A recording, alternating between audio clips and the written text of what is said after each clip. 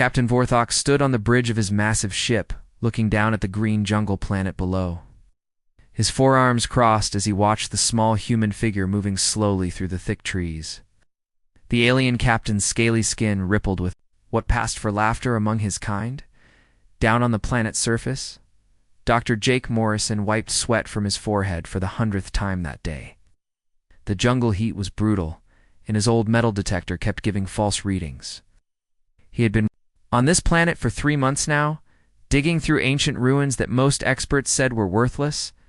His clothes were torn, his boots were caked with mud, and his water supply was running low. The other members of the Galactic Coalition had already written him off as another crazy human with wild ideas. They watched from their comfortable, climate-controlled ships while he struggled alone in the wilderness. Vorthok turned to his second-in-command, a tall purple alien named Nexus. Both of them had been watching Morrison's daily routine with growing entertainment.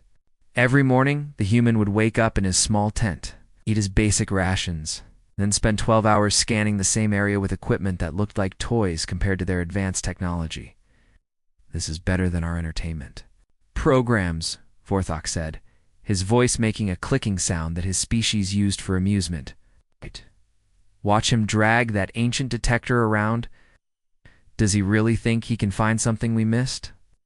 Nexus nodded, his large eyes focused on the viewing screen. "Humans have been in space for less than 50 years. We have been exploring these planets for over 1,000. If there was anything important here, we would have found it long ago." Down below, Morrison stumbled over a fallen tree branch and nearly dropped his equipment. The aliens on the bridge burst into their version of laughter, a series of clicks and whistles that echoed through the ship. "Look at that," said Tactical Officer Grix from his station. "He cannot even walk properly through the jungle. And yet he thinks he can make the greatest discovery in galactic history." Morrison had no idea he was being watched and mocked. He was too focused on the strange readings he had been getting for the past week. His detector kept showing metal signatures deep underground, but every time he tried to dig, he hit solid rock. Something was down there. He was sure of it. The human scientist had requested help from the Coalition ships 3 times already. Each time, they had refused. Captain Vorthok had personally denied his requests for orbital scans, saying that human theories about lost civilizations were a waste of valuable resources. The truth was, most alien species saw humans as newcomers who did not understand how the galaxy really worked. Earth had only joined the Galactic Coalition recently, and most aliens still remembered when humans were stuck on their single planet, fighting among themselves. "Sir," said Communications Officer Zeke, "the human is sending another message requesting assistance." Vorthok waved one of his hands dismissively. "Ignore it. Let him play in the dirt with his toys. Maybe after a few more months of failure, he will give up and go home." The bridge crew laughed again. To them, Morrison was like a child trying to do adult work with broken tools. They had scanning equipment that could see through miles of rock and detect the smallest piece of metal. If there had been anything important on this planet, their sensors would have found it years ago. But Morrison kept working. Every day he moved to a new section of the ruins. Every day he got the same strange readings. And every day the aliens above him laughed a little harder. What none of them knew was that some things could not be detected by advanced alien technology. Some things were waiting for exactly the right person to find them. Some things had been sleeping in the jungle for thousands of years, waiting for someone who carried the right blood in their veins. Morrison wiped his forehead again and adjusted his detector settings. He had a feeling that tomorrow would be different.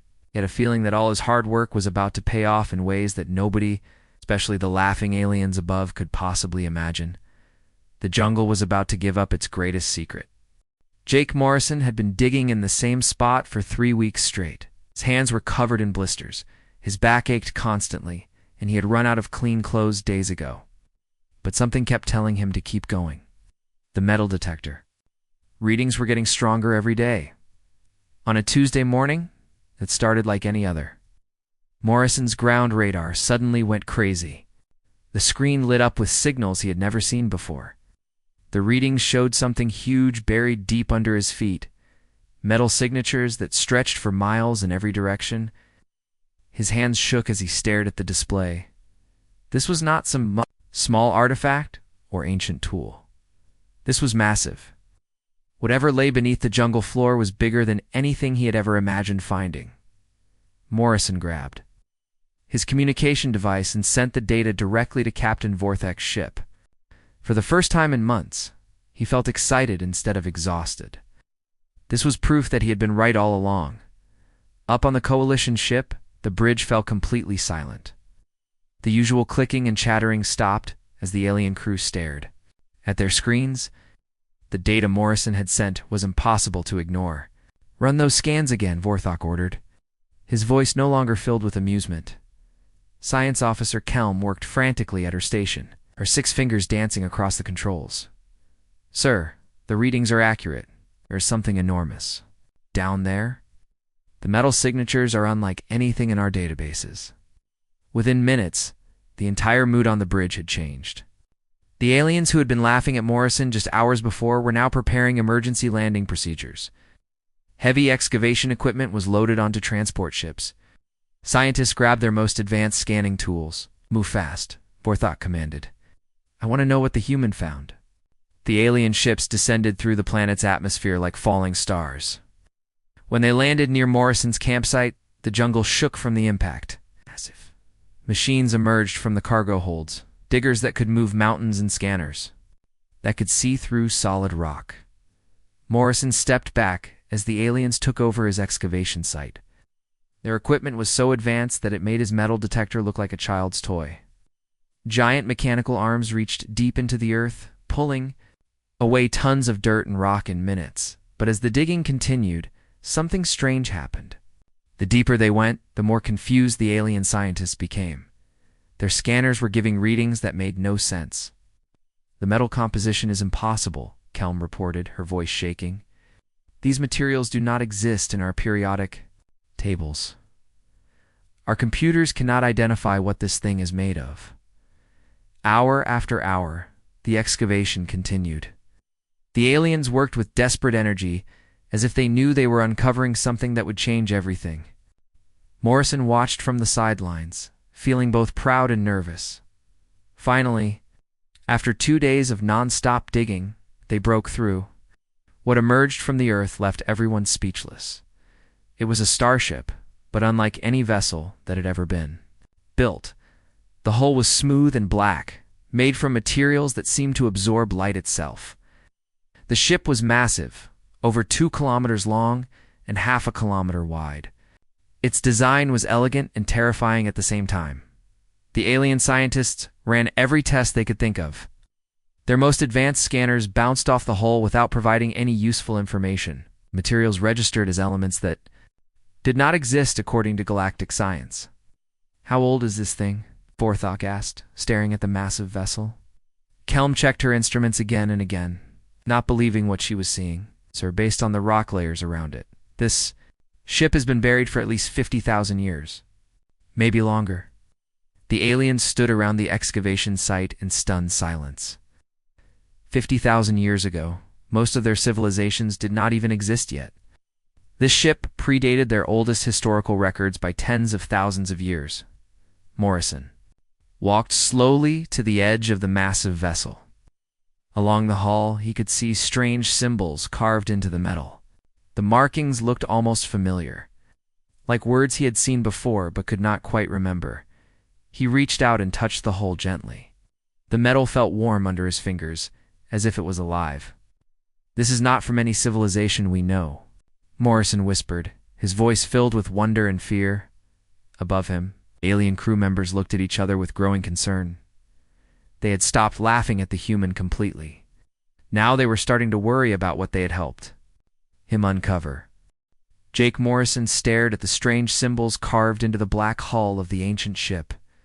Something about them felt familiar, like a half-remembered dream from childhood. Without really thinking about what he was doing, he placed his palm flat against the largest symbol. The moment his skin touched the metal, everything changed. The ship came alive with a sound like thunder rolling across the sky. A deep humming filled the air, so powerful that Morrison could feel it in his bones. The black hole began to glow with soft blue light that spread from where his hand touched outward like ripples on water, all around the excavation site. The alien scientists jumped backward in shock. Their scanning equipment started going crazy. With alarms blaring and screens flashing warning messages, several instruments simply exploded in showers of sparks as energy readings went far beyond what they were designed to handle. "It's you do." Captain Vorthok shouted at Morrison, but his voice was almost lost in the humming sound that grew louder by the second. Morrison tried to pull his hand away from the hull, but he found he could not move. It was not that the ship was holding him. It felt more like the ship was welcoming him. The warm metal under his palm seemed to pulse with life. And suddenly, he did not want to let go. Lines of light began racing along the entire length of the massive vessel. What had looked like a dead piece of ancient metal moments before was now clearly alive and awake. The lights moved in patterns that almost looked like writing. Flowing from one end of the ship to the other, Science Officer Kelm frantically worked at her controls, trying to understand what was happening. "Sir, the energy output is impossible. This ship is producing more power than our entire fleet combined. My instruments cannot even measure it properly." Captain Vorthok ordered his crew to try connecting their computers to the ship's systems. They used every interface device they had, from quantum links to basic electrical connections. Nothing worked. The ship completely ignored every attempt the aliens made to communicate with it. But when Morrison simply looked at a section of the hull near his hand, symbols began appearing in the air above the ship. Holographic displays materialized out of nothing, showing star maps that covered the entire galaxy. The maps were incredibly detailed, showing planets and star systems that the aliens had never discovered. More displays appeared, filled with text written in symbols that looked almost like ancient human writing. Morrison could not read the words exactly, but somehow he understood their meaning. It was like the ship was speaking directly to his mind rather than his eyes. The alien crew members stood in stunned silence as they watched the ship respond to the human, while completely ignoring their advanced technology, was not supposed to be possible. Humans were the youngest species in the galaxy. Their technology was primitive compared to alien science. Then something happened that made everyone freeze in place. A voice spoke from the ship's systems, not through any speaker they could see, but seeming to come from everywhere at once. The voice was deep and powerful, like the sound of distant thunder, but also warm and welcoming. "Welcome home, child of Earth," the voice said in perfect English. Morrison felt tears running down his face without knowing why. The words hit him, like a physical force, filling him with emotions he could not explain. It felt like coming home after being lost for years. Captain Vorthok stepped backward so quickly that he almost fell over. His scaly skin had turned pale, and his forearms were shaking. "This is impossible," he whispered. "How does it know human languages? Humans have only been in space for 50 years. This ship is 50,000 years old." The other alien crew members looked at each other with growing fear. They had spent centuries believing that they were the advanced civilizations of the galaxy. Humans were newcomers who barely understood space travel, but this ancient ship was choosing the human over all of them. Tactical Officer Grix tried scanning. Morrison, with his personal device, looking for some explanation. Maybe the human has some kind of hidden technology we cannot detect. But Kelm shook her head, staring at her readings. "No, sir. He is completely normal. It's just a regular human, with no special equipment or modifications. But the ship is responding to him like it knows him personally." Morrison finally managed to speak, though his voice was shaky. "I can feel it," he said softly. "The ship is ... It is happy. It has been waiting for someone like me for a very long time."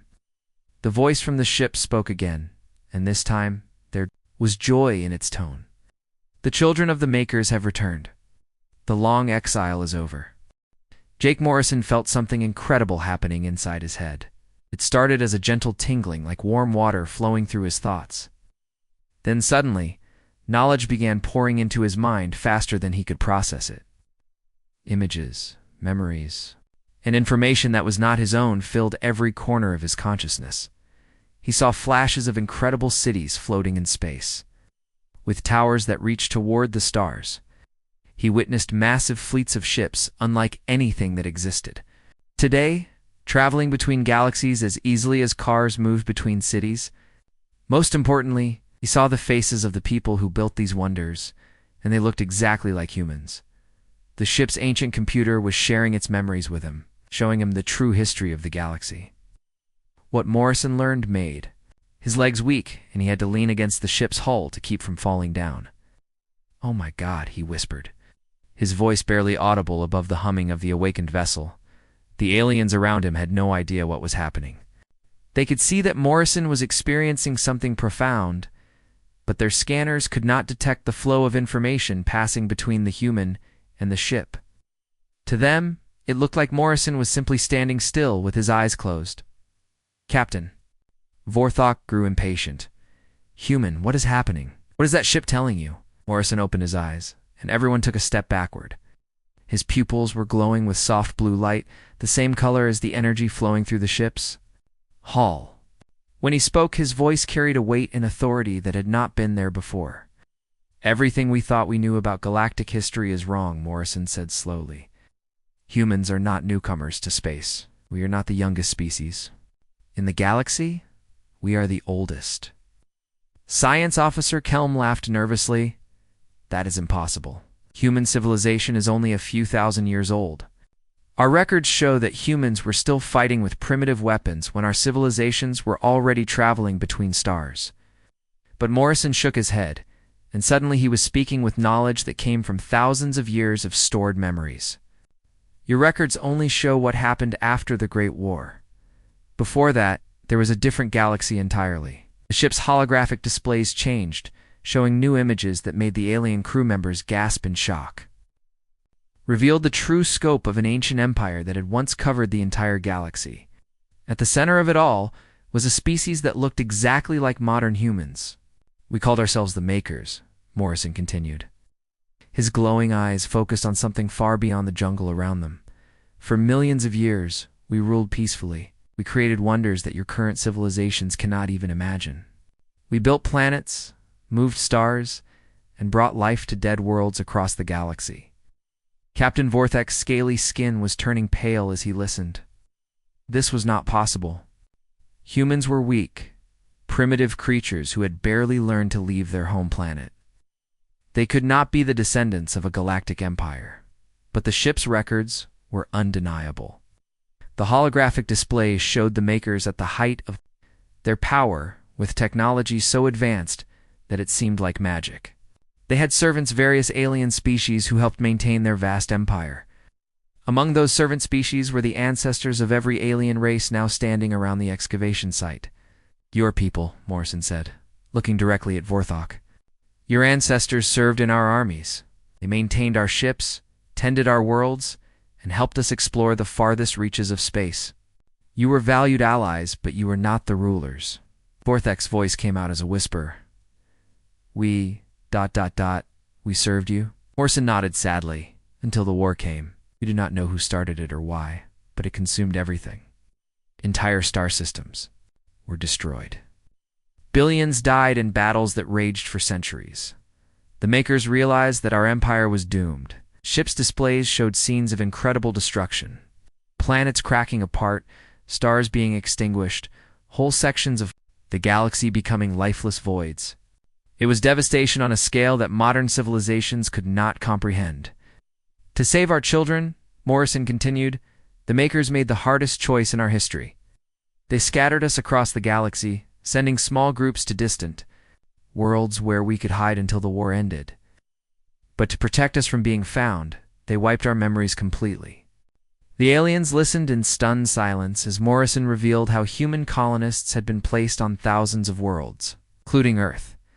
Each group had their technology and memories taken away, leaving them to develop as primitive civilizations. While the galaxy burned around them, Earth was just one of many worlds where the Makers hid their children, Morrison explained. "We were meant to sleep until it was safe to return. The ship has been waiting here for 50,000 years, hoping that someday one of us would find it." Captain Vorthok stared at the historical records flowing across the ship's displays. Everything he had believed about galactic history was crumbling before his eyes. His people were not the ancient masters of space. They were the descendants of servants who had inherited an empty throne. "Your ancestors called my people the Masters," Morrison said quietly, his voice filled with both sadness and growing power. "You have been ruling a galaxy that was never truly yours." The ship hummed louder, as if agreeing with its new captain. Around the excavation site, other buried structures were beginning to respond to the awakened vessel. Deep under the jungle, an empire that had slept for millennia was starting to wake up. The energy burst from the awakening ship, traveled through space faster than light itself. Across the galaxy, every military sensor station registered the massive power signature coming from the jungle planet. What they detected was impossible. Energy levels that exceeded anything in their databases. Jake Morrison stood on the bridge of the ancient vessel. His consciousness now merged with its incredible computer systems. Through the ship's sensors, he could see dozens of hostile fleets converging on their position. The word had spread quickly through alien command networks. Something dangerous had been discovered, and it needed to be destroyed immediately. First ships to arrive belonged to the Hegemony Fleet, the most powerful military force in the known galaxy. Admiral Corex commanded over 200 warships, each one capable of destroying entire planets. His flagship was a massive dreadnought that had never been defeated in battle.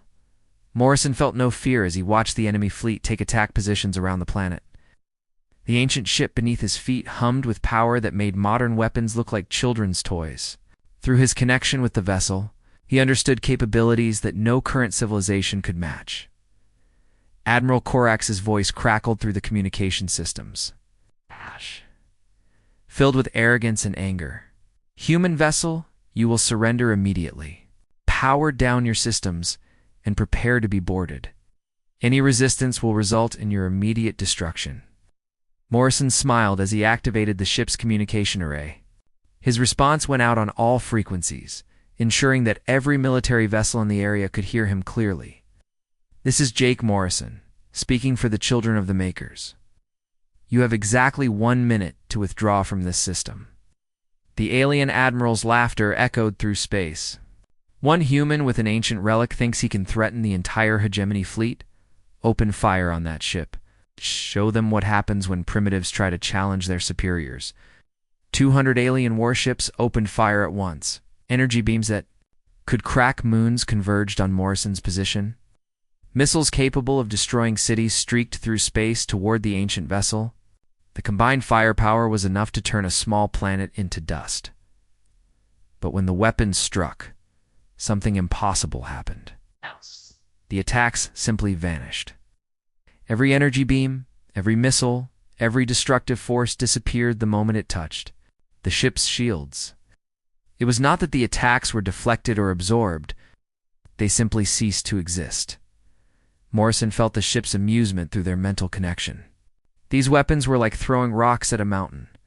The technology gap was so vast that the modern attacks could not even register as threats. "Your turn," Morrison whispered to his ship. The ancient vessel's main cannon powered up for the first time in 50,000 years. Unlike the complex energy weapons used by modern civilizations, this weapon operated on principles that current science could not understand. It did not fire energy or matter, it fired something far more fundamental. The cannon fired once. Beam of pure light, brighter than a star, reached out across space in less than a second. 3 Hegemony. Dreadnoughts, the largest and most powerful ships in their fleet, simply stopped existing. They did not explode or break apart. One moment they were there, and the next moment there was only empty space where they had been. The crews, the weapons, the advanced technology, everything was gone as if it had never existed at all. The remaining alien ships immediately stopped firing. Admiral Corex's voice came through the communication channel again, but now it was shaking with fear instead of confidence. What kind of weapon was that? That is impossible. Our ships had the strongest shields in the galaxy." Morrison activated the ship's broadcast system again, this time sending his message across the entire galaxy. Every military base, every government building, every alien leader would hear what he had to say. This is Jake Morrison aboard the ship. Predecessor. Speak for humanity and for the memory of the makers. For 50,000 years you have ruled a galaxy that was never yours to rule. You have forgotten that you were once servants and we were your masters. As he spoke, something incredible began happening across the galaxy. On Earth, deep underground, ancient structures began to glow with the same blue light as Morrison's ship. On Mars, buried beneath the red sand, massive vessels started to wake up after millennia of sleep.